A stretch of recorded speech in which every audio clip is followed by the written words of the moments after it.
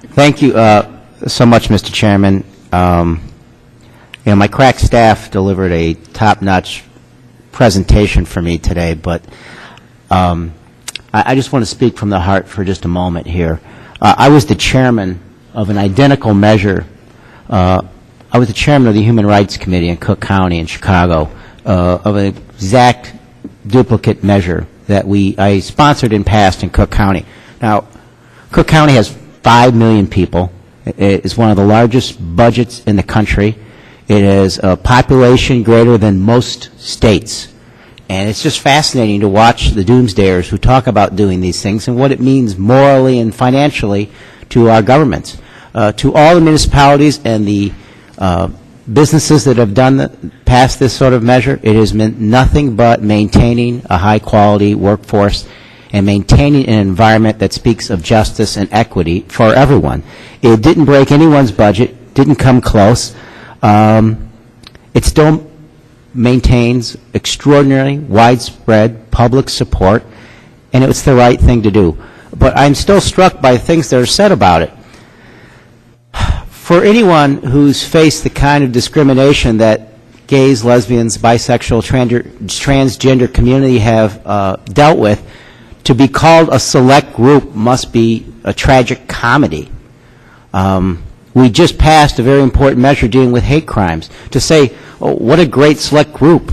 I mean, where's the history of the gay and lesbian community being treated as a select group?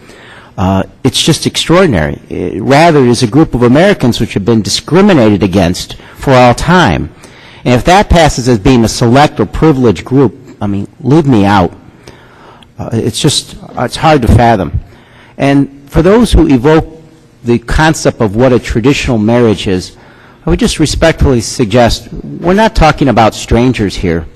I mean, look around. These are our friends. These are our family members. These are our neighbors.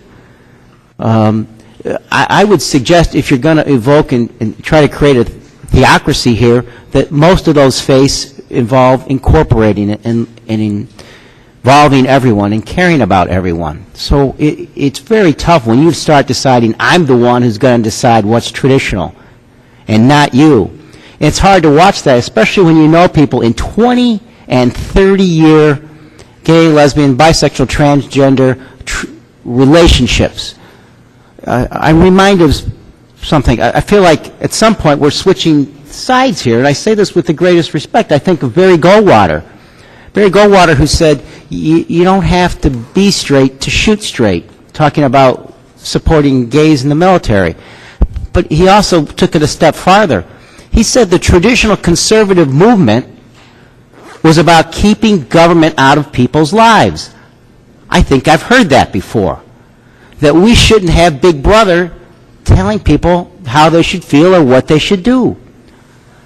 Think for a really long time now, what is the most intimate decision you can make in your life? It is who you love and how to express that love.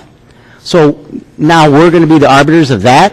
We're going to decide, well, that's not the kind of love we're talking about. That's not the love that our God cares about.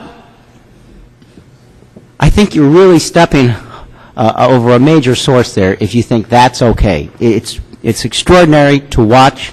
It's painful to watch Americans live without benefits, to be treated differently, who do nothing but contribute and are solid Americans, many of whom have gone across the seas and fought for this country and been killed or blown apart because they love this country, and they come home and they can't have the same benefit. Because of DOMA, has been talked about here, there's a couple thousand benefits that they're deprived of through no fault of their own. So I guess I'm left with a reminder that tomorrow is the anniversary of Lincoln's speech at Gettysburg, to quote another great Republican. Think about what he was really saying. With the greatest respect, I think what he was saying was 87 years ago, we created a country in which we decided that all men were created equal. And today, he spoke at Gettysburg, we have to decide if we really meant it. So I think those decisions come around every once in a while. And with the greatest respect with those who have an honest difference of opinion, This is one of those times when we have to ask ourselves if we really mean it, if all are created equal. Thank you. I yield back.